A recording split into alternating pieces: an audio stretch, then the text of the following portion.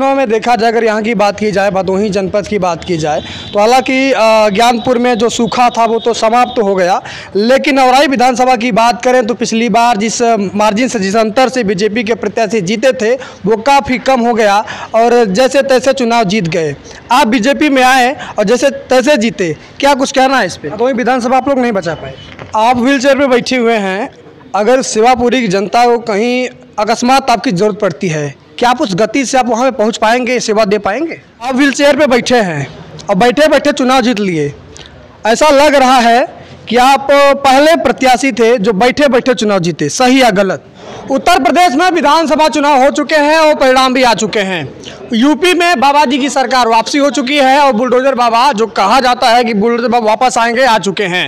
एक तरफ योगी आदित्यनाथ मुख्यमंत्री बन रहे हैं, दूसरी तरफ अखिलेश यादव भी विपक्ष का एक प्रमुख चेहरा बन के उभरे हैं। लेकिन 400 सीट का दावा था, अब 125 सीट पे उन्हें संतोष करना पड़ा है। अब क्या मुद्दे थे, क्या कुछ था, वो तो आप लोग देख ही रहे हैं। लेकिन इस वक्त हम औराई विधानसभा में मौजूद हैं और क्या कुछ सीटों का अंतर था, क्या कुछ इस बार सेवापुरी की बात करेंगे।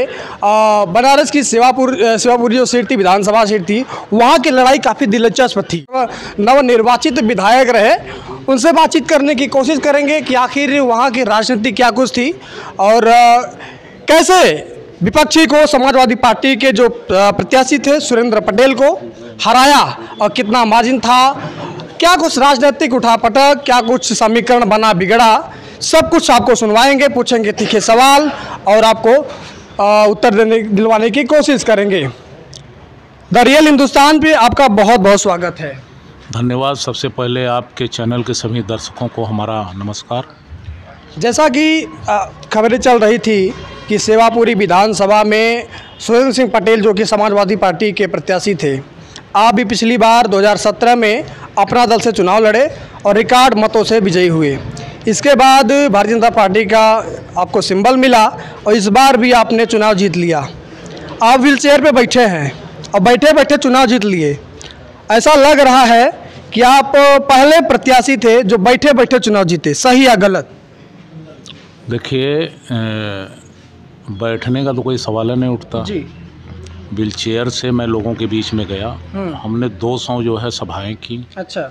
और जनता का मुझे बहुत प्यार मिला और ये पहला ऐसा चुनाव रहा है जिसको भारतीय जनता पार्टी, अपना दल और निषाद पार्टी के कार्यकर्ताओं ने धर्म युद्ध की तरह लड़ा है। इस चुनाव में ये देखने के लिए मिला, जनता आगे आगे, जनता के पीछे पीछे भारतीय जनता पार्टी, अपना दल और निषाद पार्टी के कार्यकर्ता संगठित होकर चलने का काम कर रहे थे जी। और मैं प्रत्याशी के रूप में सबसे पीछे जनता का आशीर्वाद प्राप्त करते हुए मैं आगे बढ़ रहा था। सुरेंद्र सिंह पटेल बराबर कहते थे कि अगर प्रधानमंत्री यहाँ से लड़ जाएं, योगी जी लड़ जाएं या बड़े चेहरे लड़ जाएं, उनको हरा देंगे। आप पिछली बार भी विधायक बने थे, उस समय जीत का जो अंतर था, हार जीत का काफ़ी बड़ा था। इस बार कुछ कम हो गया। मानते हैं कि जो दावा कर रहे थे कहीं ना कहीं उस नज़दीक वहाँ पे पहुँच रहे थे? ऐसा नहीं है। पिछली बार जो मुझे वोट मिला था उससे ज़्यादा 2000 वोट ज़्यादा मैं पाया हूँ। अच्छा। और जहाँ तक दावा करने की बात है, भाई बड़े बोल हैं उनके, बड़े आदमी हैं, बड़ी बड़ी बात बोलते हैं, तो उनकी बात तो मैं नहीं कर सकता हूँ। लेकिन जहाँ तक सेवापुरी की बात है, 2017 में सेवापुरी की जनता ने मुझ पर भरोसा जताया और हमने सड़क हो, चाहे बिजली हो, चाहे पानी हो, चाहे स्वास्थ्य हो, चाहे शिक्षा हो, चाहे कानून व्यवस्था हो, हर क्षेत्र में हमने सेवापुरी का सर्वांगीण विकास किया है।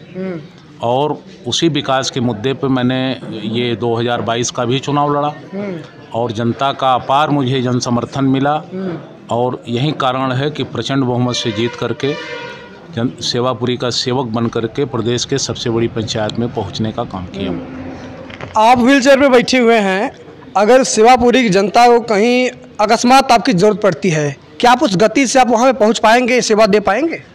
क्यों नहीं दे पाएंगे? तंत्र से चलता है कि गति से चलता है? जो सिस्टम है वो तो तंत्र से चलता है, दिमाग से चलता है, हाथ से चलता है। और पैदल तो जाना नहीं है, गाड़ी से जाना है। तमाम लग्जरी गाड़ियाँ हैं, आज के ज़माने के हिसाब से गाड़ियाँ हैं। पहुँचने में कितना समय लगता है? सबसे बड़ी बात यह है कि जब दिमाग ठीक हो तो हर काम ठीक होता है, जब दिमाग गड़बड़ हो तो कोई काम अच्छा नहीं होता है। और ये तो जीवन है, स्वस्थ अस्वस्थ होना। आज अस्वस्थ हूँ, कल स्वस्थ हो जाऊँगा। ये तो है नहीं कि जन्मजात हूँ। जन्मजात तो कोई दिक्कत नहीं है, समाज की सेवा करते हुए ये स्थिति बनी और समाज ने इस बात को समझा है, क्षेत्र की जनता ने इस बात को समझा है, इसीलिए तो इतना बड़ा उनका जन समर्थन मिला मुझे। बिल्कुल बिल्कुल। अंततः एक आखिरी सवाल, सुरेंद्र सिंह पटेल जो चुनाव हारे, एक मजबूत विपक्ष का चेहरा भी थे, कहीं न कहीं समाजवादी पार्टी इस बार फाइट कर रही थी, क्या कुछ करना चाहेंगे? इतना बड़ा दावा कर रहे थे, कुछ करना चाहेंगे, कुछ कहना है? अब ये बात तो उन्हीं से जाके अगर आप पूछेंगे तो उसका आपको सही जवाब वहीं देंगे। अब वो क्या उनके मन में चल रहा है इस समय, क्या नहीं चल रहा है, ये तो वहीं बताएंगे। बिल्कुल। हम तो जनता के सेवक के रूप में जनता के बीच में जो काम हमने किया था उसके आधार पर जनता ने मुझे पुनः जो है जिता करके भेजा है और जो अधूरे कार्य हैं सेवापुरी के, अब हमारी ये जिम्मेदारी बनती है कि उसको तीव्र गति से पूरा करके सेवापुरी की जनता को समर्पित कर सकूं। चलिए ठीक है।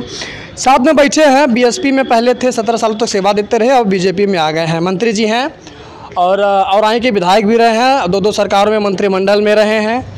द रियल हिंदुस्तान पे आपका बहुत बहुत स्वागत है। Thank you. नाम बताने की ज़रूरत मैं नहीं समझता हूँ क्योंकि आप किसी पहचान के मोहताज नहीं हैं। और एक चीज़ कहना है, सेवापुरी में आपने काफ़ी प्रचार किया, क्या लगा वहाँ का जब आप प्रचार कर रहे थे? जनता किस तरह से रिएक्ट कर रही थी? क्या लगता था कि वास्तव में जो जनता का मत था इनके पक्ष में था या फिर आपने किया तो कुछ परिवर्तन हुआ?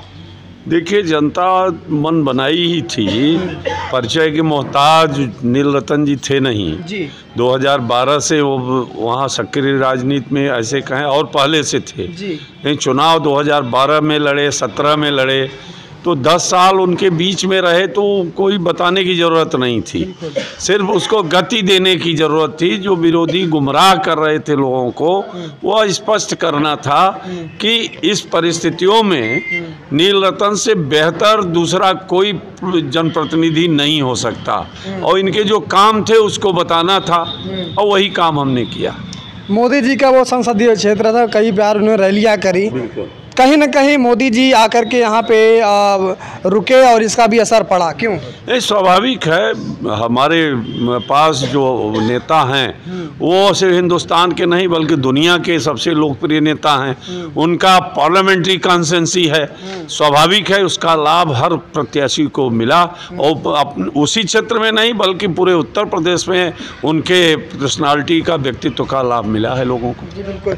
इस चुनाव में देखा जाए, अगर यहाँ की बात की जाए, भदोही जनपद की बात की जाए, तो हालांकि ज्ञानपुर में जो सूखा था वो तो समाप्त हो गया, लेकिन औराई विधानसभा की बात करें तो पिछली बार जिस मार्जिन से, जिस अंतर से बीजेपी के प्रत्याशी जीते थे वो काफ़ी कम हो गया और जैसे तैसे चुनाव जीत गए। आप बीजेपी में आए और जैसे तैसे जीते, क्या कुछ कहना है इस पर? देखिए, चुनाव जीत चाहे 1 वोट से हो, चाहे 1000 वोट से हो, चाहे 1 लाख वोट से हो, जीत जीत ही है। रही बात हमारे आने से उसके लाभ का, तो पहले जितने प्रत्याशी भाजपा का पाता था उससे कम 10-12 हज़ार ज़्यादा मिला है और इसलिए जो है यहाँ भारतीय जनता पार्टी का संगठन मजबूत था और चुनाव जीता गया। भदोही विधानसभा आप लोग नहीं बचा पाए? भदोही विधानसभा में जरूर थोड़ा कम हो गया, वोट तो बढ़े थे, लेकिन अब कुछ परिस्थितियों किस कारण से ऐसा हुआ उसकी समीक्षा होगी और फिर आगे की रणनीति बनेगी। चलिए ठीक है दोस्तों, इस वक्त आप सुन रहे थे सेवापुरी के नवनिर्वाचित विधायक और 2 सरकारों में मंत्री रहे रंगनाथ मिश्रा जी को, जिस तरह से औराई विधानसभा बातें रखी और भदोही विधानसभा पर जो रिजल्ट आया उस पर भी बातें रखी। हालांकि अब जो समीक्षा है वो पार्टियां करेंगी, चिंतन मंथन करेंगी। अब आगे क्या कुछ होगा आप लोग देखते रहिए, दिखाते रहेंगे तमाम वीडियोस, बने रहिए हमारे साथ द रियल हिंदुस्तान के साथ। मिलते हैं अगले वीडियो में। जय